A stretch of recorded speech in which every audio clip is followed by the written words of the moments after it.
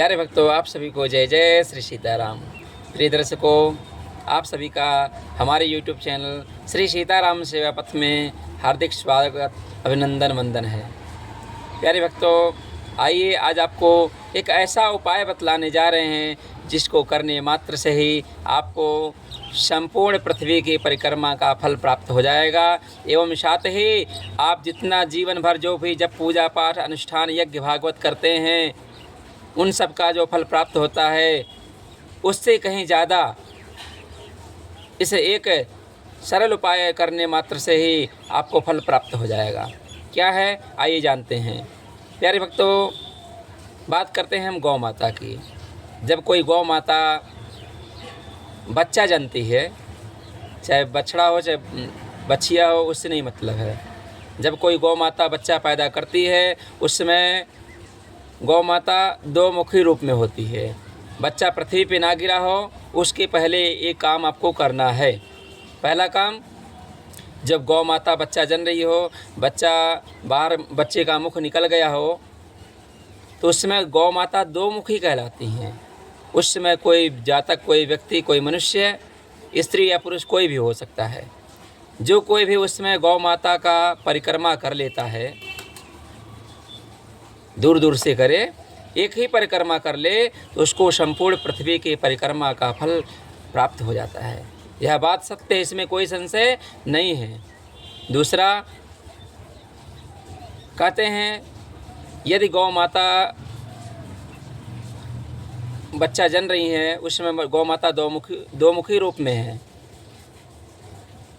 एक आगे गौ माता का मुख, एक पीछे बच्चे का मुख। पृथ्वी पे बच्चा गिरा ना हो उस समय यदि आप उस गौ माता का दान कर देते हैं, किसी वैदिक ब्राह्मण, अच्छे ब्राह्मण को आप उस गौ माता का दान कर देते हैं, तो आप जीवन भर जो भी पूजा पाठ यज्ञ अनुष्ठान जप भागवत कर्मकांड जितना भी आप कर लीजिए, उन सब का जो फल प्राप्त होता है उस समय गौ माता का दान कर देने मात्र से आपको वो फल प्राप्त हो जाएगा, उससे कहीं अधिक फल प्राप्त होगा। यह बात सत्य है। प्यारे भक्तों, यह उपाय आप करें तो आपके घर में गोविंद और गौ माता की कृपा बनी रहेगी। आपका संपूर्ण जीवन मंगलमय होगा, आपका लोक और परलोक दोनों संवर जाएगा। प्यारे भक्तों, आइए कुछ और महत्वपूर्ण तिथियां बतलाते हैं आपको आज के इस वीडियो में। जिस पर कोई आप दान पुण्य करते हैं तो उसका फल अक्षय हो जाता है, उसका फल कभी ख़त्म नहीं होता है, अनंत गुना फल प्राप्त होता है। प्यारे भक्तों, वह कौन सी पावन तिथियां हैं? तो कहा गया है चैत्र मास में आपका शुक्ल पक्ष प्रतिपदा होता है। जब चैत्र मास का शुक्ल पक्ष प्रतिपदा, जिससे हमारा हिंदू नववर्ष प्रारंभ होता है, उस तिथि पर आप कोई पूजा पाठ यज्ञ अनुष्ठान करते हैं, उसका फल अक्षय हो जाता है। वह बड़ा ही पावन तिथि मानी जाती है, वो स्वयं सिद्ध तिथि है। दूसरा तिथि, ये अत्यंत पवित्र तिथि है। इसमें कोई आप दान पुण्य पूजा पाठ जब अनुष्ठान करते हैं तो उसका फल अक्षय हो जाता है।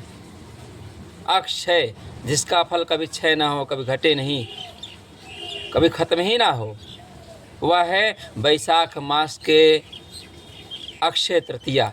वैशाख मास की तृतीया का दिन, जिसको अक्षय तृतीया के नाम से हम जानते हैं।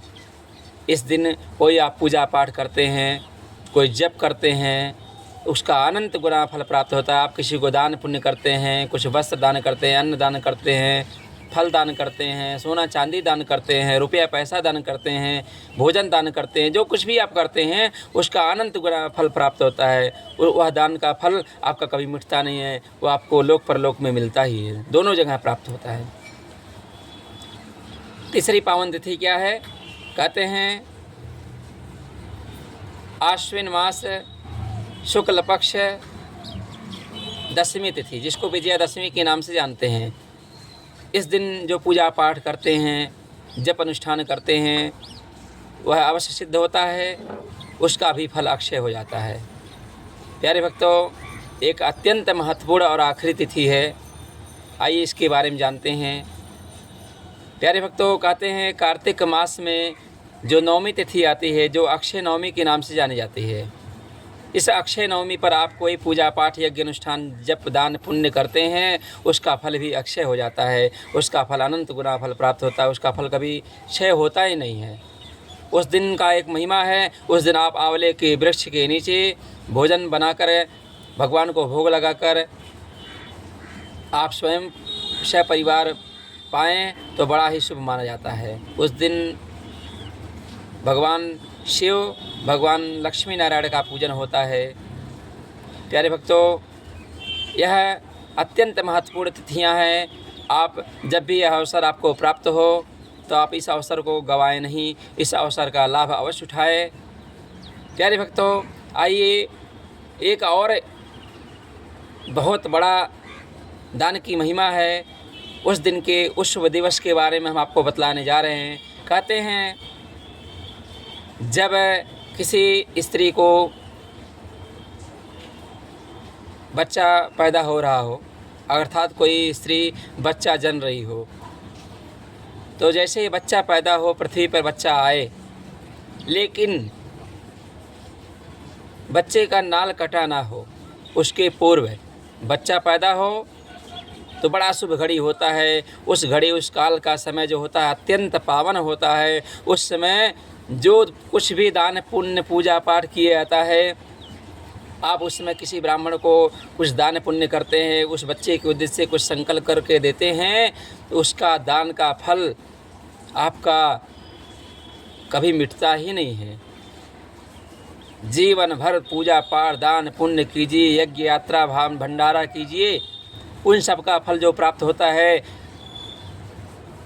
उन सब फल से ज़्यादा इस शुभ दिवस, शुभ घड़ी पर प्राप्त हो जाता है यदि आप दान पुण्य करते हैं कोई। कब? जब बच्चा पैदा हो और नाल कटाना हो। नाल जैसे ही कटता है वैसे सूतक लग जाता है। नाल कटने से पूर्व, बच्चा पैदा होने के बाद और नाल कटने से पूर्व यदि आप कोई दान पुण्य करते हैं बच्चे के नाम से, बच्चे के उद्देश्य से, या आप किसी ब्राह्मण को कुछ दान, वस्त्र, आभूषण, अन्न, जो कुछ भी दान देते हैं, उसका फल अक्षय हो जाता है। आप उसका फल आपको लोक परलोक दोनों में प्राप्त होता है। प्यारे भक्तों, आपको जब भी दान पुण्य कोई करते हैं तो एक बात का विशेष ध्यान रखना है। आप किसी भी अन्नदान, वस्त्र दान, रुपया पैसा दान, सोना चांदी दान, आभूषण दान, कुछ भी आप फल दान, कुछ भी आप दान करते हैं तो आपको इस बात का ध्यान रखना है कि दान करते समय आपका मुख पूर्व दिशा में हो और लेने वाले का मुख, अर्थात ब्राह्मण देवता का मुख है, उत्तर की दिशा में होना चाहिए। इस बात का ध्यान रखते हुए आप दान करते हैं। दान करने के पश्चात आप ब्राह्मण देवता का चरण छुए, उनको प्रणाम करें, उनसे आशीर्वाद ग्रहण करें। ऐसा करते हैं तो आपका वह दान अक्षय हो जाता है और उस दान का फल आपको जन्मांतर तक उस दान का फल मिटता नहीं है। उस दान का फल आपको अनंत गुना होकर के प्राप्त होता है।